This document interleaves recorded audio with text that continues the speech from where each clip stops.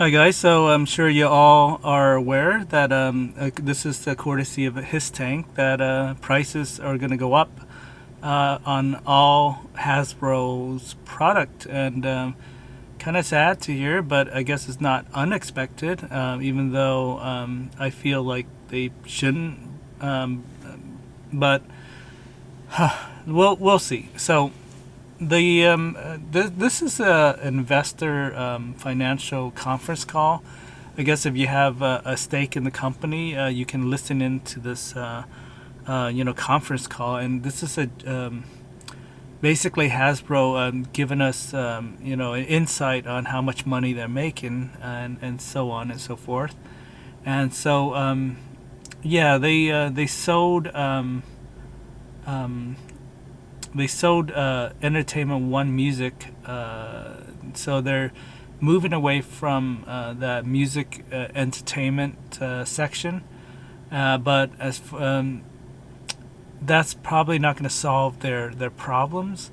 And they said, citing that freight and input costs increase have been more pronounced over the past several months, and we have plans to help mitigate the costs, including price increases for the second half of the year. So what that means is, after this sale of Entertainment One Music, they're still trying to help their costs of operating costs. Now, they say second half of the year, which probably means June or July. So around that time, you're going to see a price increase of your favorite toy. Right now, it's about $20 for a 6-inch Marvel Legends figures or a deluxe Transformer figure. I'm not even going to add G.I. Joe in there because they don't sell G.I. Joe. I mean, have you seen them on stores? No. So it's about $20 per figure. Now, the MSRP price is actually $22. So if you buy it from Amazon or a Big Bad Toy Store, they're going to sell you for $22. But I think a lot of major retailers, such as Target or Walmart, they sell at $19.95.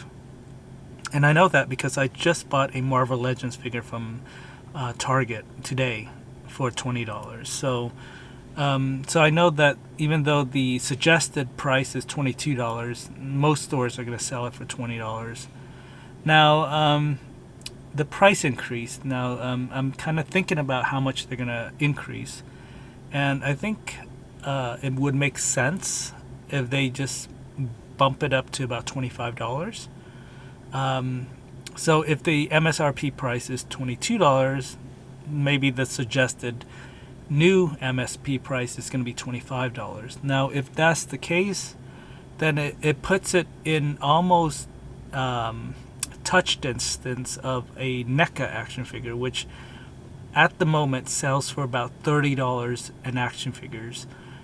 Now, $30 is actually my threshold where I just won't pay more than $30 for an action figure. So if they cross that line, I may actually just be out of the action figure line, toy hobby altogether.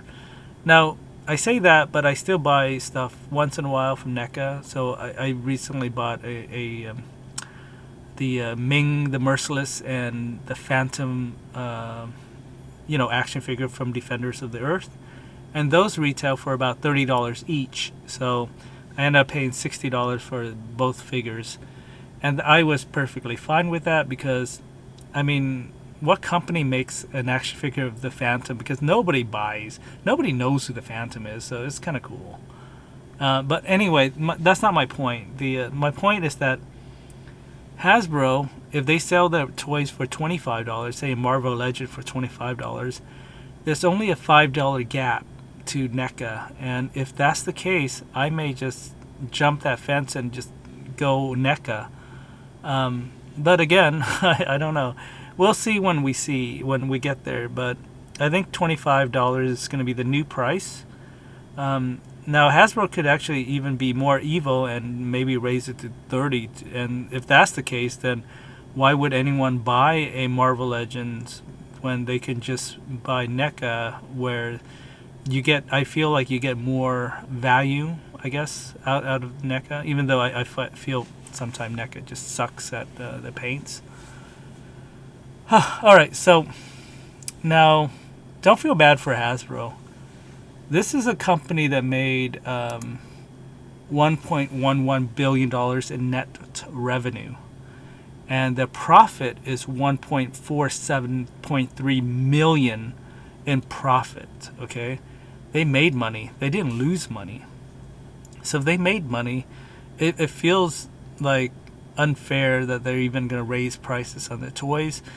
And maybe if they raise it, they can make 150 million next year, but that's at the the costs of fans who are gonna take in that extra $5 per figure costs. But I don't know. I guess we'll see when we get there. But I'm telling you, they've already made money. I don't feel bad for them at all. So if they lost money, maybe I can understand the price increase. But if you're making money, I feel like Hasbro they're just really in it just to make money. And so I understand that's the name of the game, but come on, toys, come on, give us a break. Now, actually, I say that, but I joke a little. I think most of that money actually comes from Magic the Gathering, because if you break it down, Magic the Gathering, they bought Wizard of the Coast a few years ago, and that's probably the smartest move they've ever made.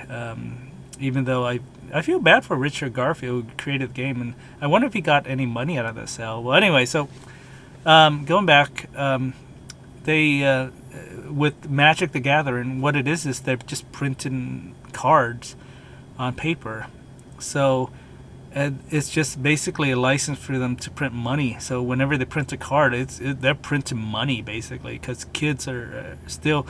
It's surprising that kids are still into Magic cards, which is amazing, because I remember back in my day, we were getting into 3rd edition or alpha beta, and it was insane how far Magic has gone. I'm actually kind of proud of how far Magic has gone, but at the same time, I'm surprised that people are still into this stuff.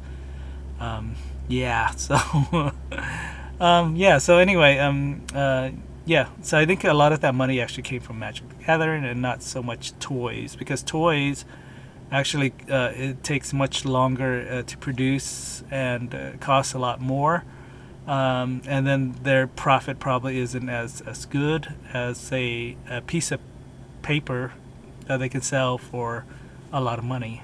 And so anyway, I hope Hasbro really solved this G.I. Joe classified thing, actually, because right now it just is still an empty, G.I. Joe desolate. Every time I go to a store, nothing is on the peg. Once in a great while, I would see a gung ho who actually has replaced Roadblock as the token guy that nobody wants.